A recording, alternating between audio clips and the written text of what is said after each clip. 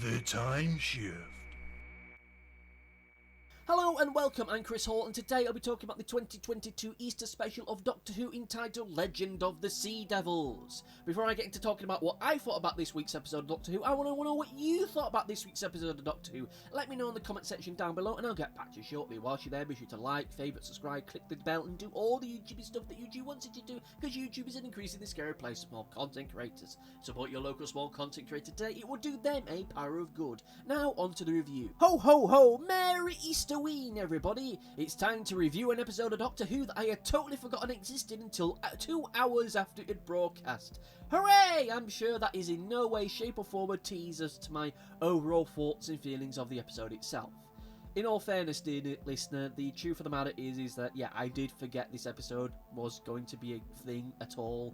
It had totally slipped my mind. I had only actually watched it until maybe 11:30 last night, which is way too late in the day for me to do any recording, and you know, I'm just going to record it here and now, and I do apologise if I sound a little bit rusty. I've not done a review like this in quite some time. I've been too busy with other things that have been taking up too much of my time, so yeah, that's why it's been quiet on this channel for a little bit. But you know, let's forget all that and just get into the review itself, starting out with some of the headline positives, where I talk about some of the things that, you know what, I really did enjoy, and then we'll go into some deeper thoughts and feelings and critiques about the episode, because goodness knows there are a few things that I think will need critiquing about the episode as we go into it.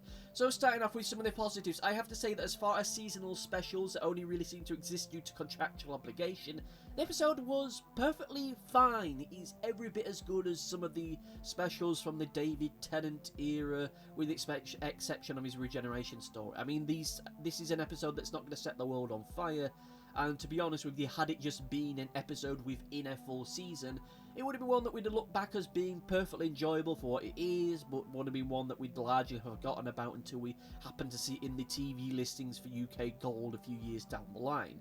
The historical element itself that was integrated into the episode was fine, though I'll discuss my issues with that in a little bit more detail shortly, and the scene towards the end with Yaz and the Doctor having their moment together was brilliant.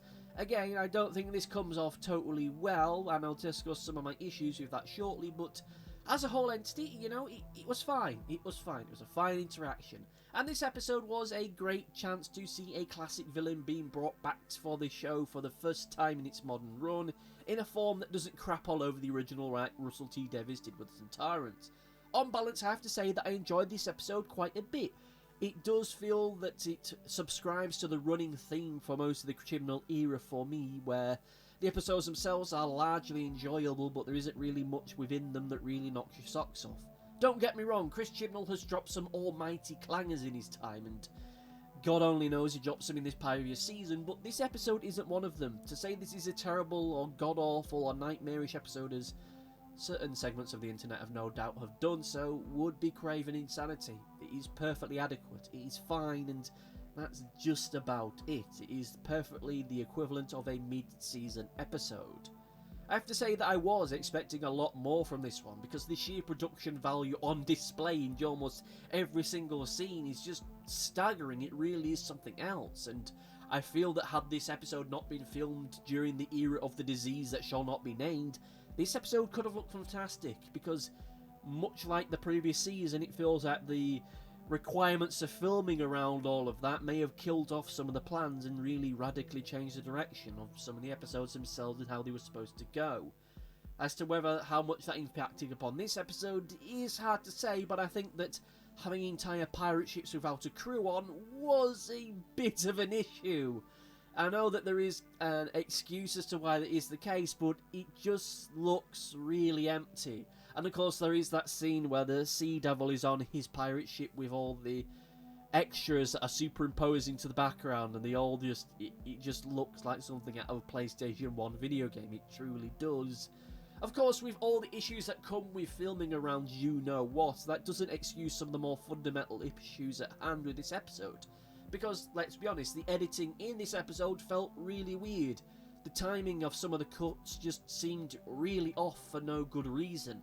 Like, we can blame you-know-what for interfering with the actual structure of the episode itself and how certain scenes were composed and the number of actors there within them, but you can't excuse that for some really clunky editing at parts. And of course, Dan was barely in this episode at all, really. His job was just to stand there and look funny, which feels like a major disservice to... Oh crap, John Bishop. It feels like a major disservice to John Bishop, because he's worth a lot more than that. And just have his character effectively be relegated to what Graham was doing in the previous couple seasons, where he just stands there and says a witty line, just feels like a major missed opportunity to do something interesting with him. Plus, I have to say that, and this is where we get into the big issues that and one more small issue.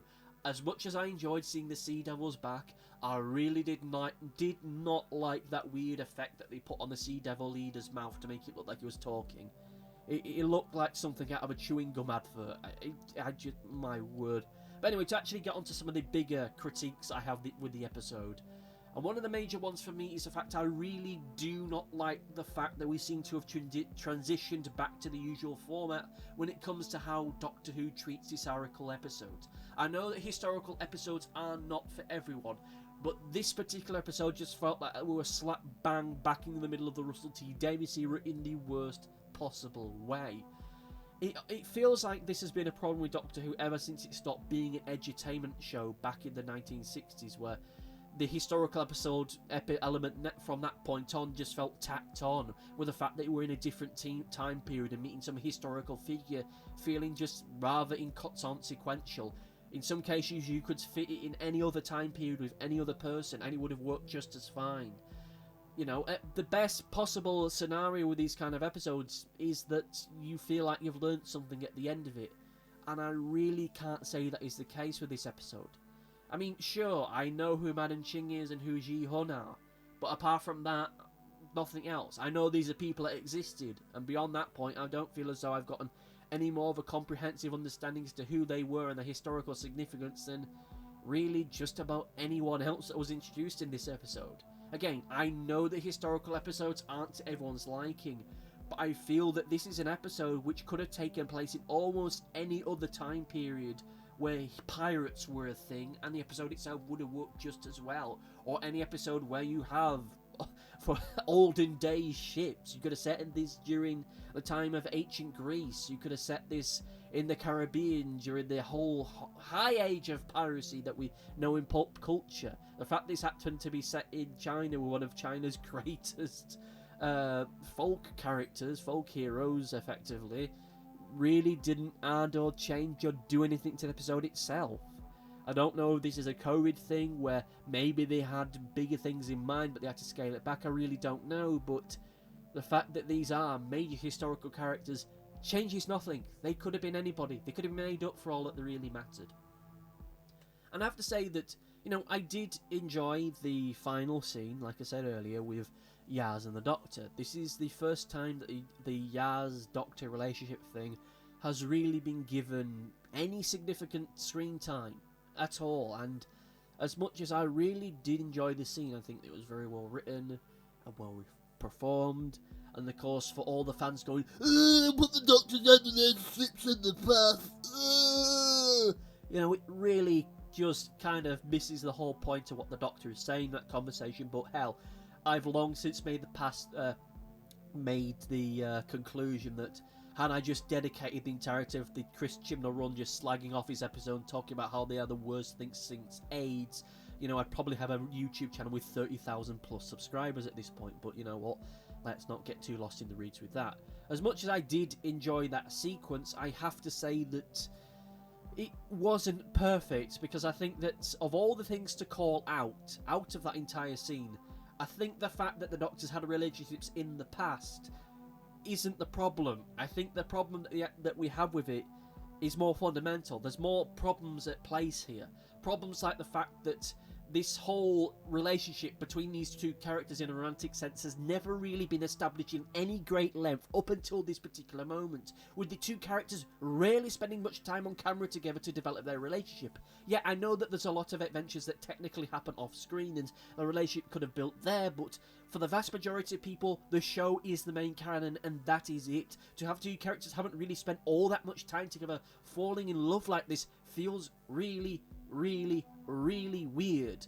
And to have the two characters feeling the way they do for each other feels odd due to the simple fact that, again, it's fine for Yaz to have feelings for the Doctor because we've seen them grow. We've had this great moment of just seeing them develop and evolve over time from just this fleeting admiration for them, you know, almost like a, oh, they're my greatest hero thing, to maybe there's something more here between them. We've seen that develop with Yaz, but with the Doctor, it's just one that effectively just appears right now. We've not had really much of a hint of it up until this moment. We've known that Yaz has feelings for the Doctor pretty much for the past season and a half, but for the Doctor, it's been no different to pretty much the relationship between the Doctor and a companion in the classic run, let alone the modern run. So to suddenly have these two characters falling in love right now feels odd to me, because it feels like it's incredibly rushed when everything else about this relationship has taken its time. Maybe if there had been another season with these two characters next year, it would have been developed into its fullest, but that's not what we're getting.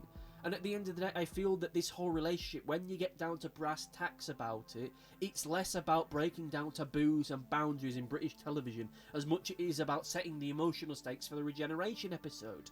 Because as great as it is to see them tackling these preconceptions with these taboos, and as inspiring as this whole relationship no doubt is for many people, at the end of the day, sadly, it feels rather rushed, and for me, that's the biggest issue with it.